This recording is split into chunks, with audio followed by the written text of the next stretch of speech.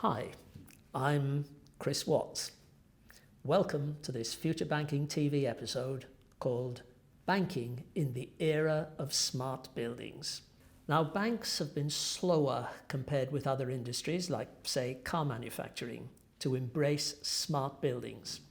But today, with greater awareness about the benefits of IoT and the pressures on banks to enhance their green credentials, new opportunities are beginning to emerge for smart buildings construction in banking.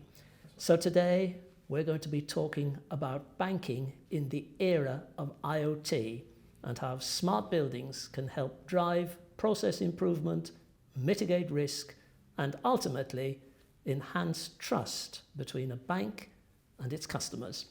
I'm delighted today to be joined in a virtual meeting by Pat O'Meara of Invenium Capital Partners in New York and Ashley Davis. Good afternoon, everyone. Good to be here. How's it going, Ashley? Very good. Good to see you. I'd like to start by asking you how price discovery for commercial real estate can drive immediate ROI utilizing smart building data. Perhaps you'd like to lead on that, Pat. Certainly, yeah. I think one of the realities that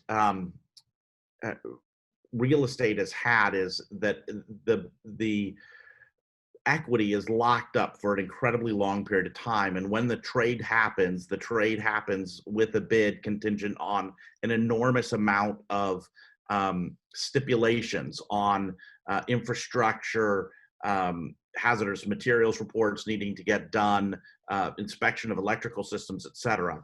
But with smarter building data, the ability to stipulate performance can be completed either immediately or nearly immediately.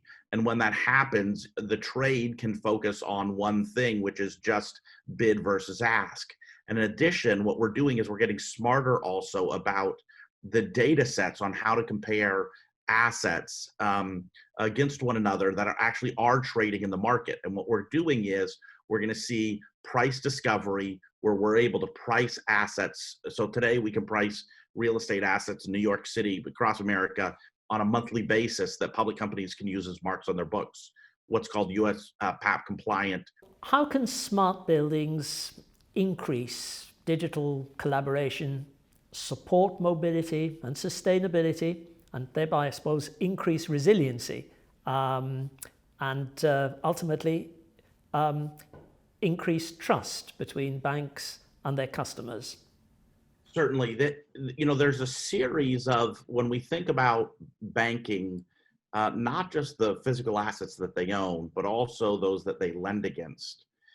There is a significant buffering event that occurs in the manual servicing of those physical assets that they've either lent against or that they've invested in.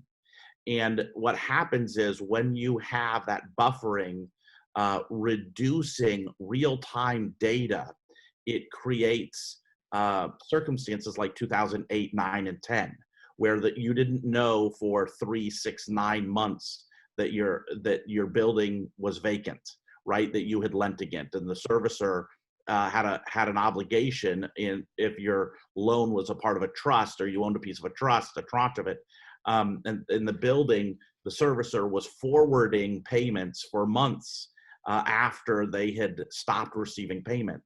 And that buffering, if you think of it in a technology standpoint, of a contractual or human activity really delayed real-time performance.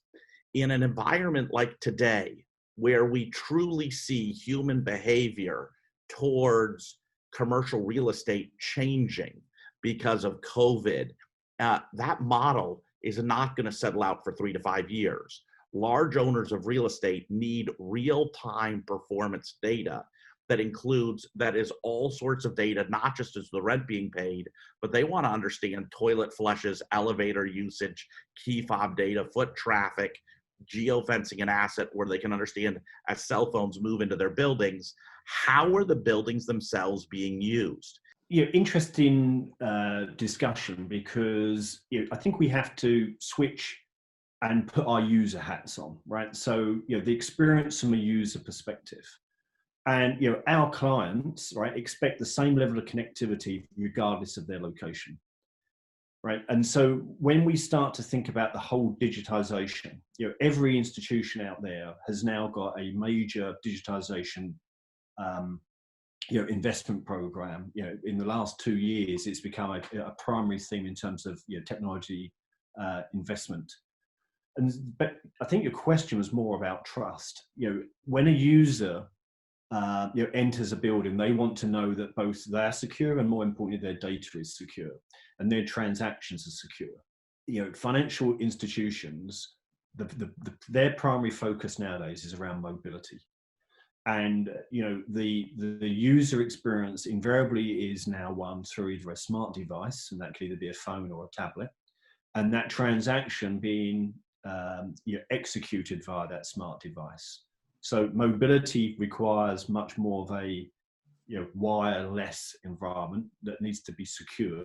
That whole digitization agenda equally needs to ensure that the sort of functionality is a end-to-end encrypted journey, and importantly, building back that client trust on the basis of there will be no breach regardless of location. Let's talk about the impact of smart buildings on network performance. How could networks possibly be challenged by this influx of devices? I think this topic heightens the convergence of networks and the ring fencing that's required to ensure security is not compromised, both from an IoT perspective and user experience. Back to network, it is now becoming relevant that when you look at what the traditional wired network component represented, that's now being outstripped by 2 to 3 times magnitude in terms of wireless devices. And actually, it's the wired infrastructure that we all spent a lot of our career being tethered to. Now, invariably, we're not, but it's the Internet of Things devices which are now tethered to wired infrastructure. And therefore, the wireless infrastructure is now there for that user experience that we just spoke to.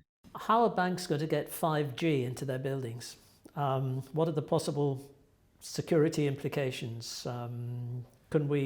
How smart can banks make their buildings before compromising security? Well, 5G is the opportunity to take advantage of advanced cellular technologies. And that is going to drive the digital transformation. And we know that 5G's ability to supercharge technologies such as AI, augmented reality, virtual reality, etc. That's now going to be available for the mass consumption. And actually, 5G, I think, also acts as a Trojan horse for 2 beneficiaries. Predominantly, cloud, right, is going to be one, and AI the other.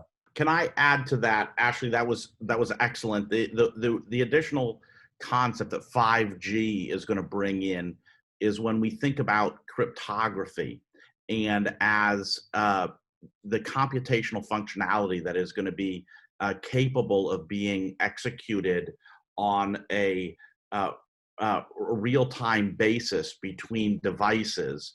And I will tell you, you need that 5G for that on-the-run computation to occur for those types of things, because there was not the computational capability besides big machine to big machine that were hardwired to one another previously. Do smart buildings increase the value of a bank's real estate portfolio? And what are the ways of measuring increasing property portfolio values? I wonder if you could lead on that, Pat. Certainly. The first point I would make is they add some incremental value just with the creation of the capability of the data collection and the better maintenance of the systems, et cetera. But the better utilization of the data coming from the building will dramatically increase the value of those assets. The one key measure that an owner of real estate may think about is the context of productivity of the workforce within that building. Smart technologies, be they telemetry instrumentation and or just change of how traditional users consume space. I think productivity is the key measure that an organisation will see. And I think there are two other themes here that need to be considered. One is operating costs. So if I'm a real estate owner and I have a building that's dumb and I have a building that's smart, I think my OPEX costs are going to be less on the smart building, particularly around things like energy reduction, environmental performance, right? And then, of course, the final one, we have to remind ourselves is the overall green agenda, right? A smart building solves for those societal and environmental issues that we're all challenged with, and will, no doubt, and I've seen already, are now reported on balance sheets, right? And in annual reports. Gentlemen, it's been fascinating. So, there we have it. Smart buildings in banking. This is Chris Watts from Future Banking in London. Thanks for watching.